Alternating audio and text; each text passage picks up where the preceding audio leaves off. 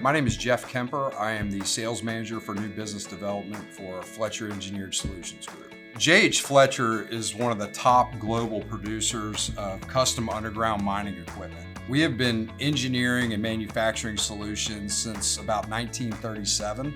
We've created a well-reputable and diverse product line since that date. Recently, we've utilized our current engineering capabilities and have ventured out into other industries, one of those being the steel mill industry. We have been located in West Virginia specifically for over 75 years.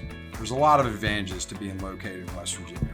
First off, we have the most hardworking people in this area. We have a long history being in the coal fields, and it's a generational thing.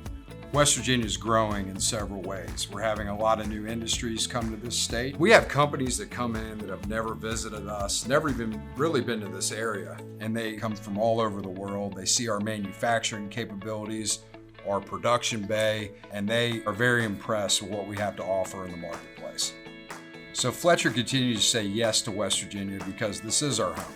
We have, hardworking people, a beautiful state with all the resources, and it's great to work with the Department of Economic Development.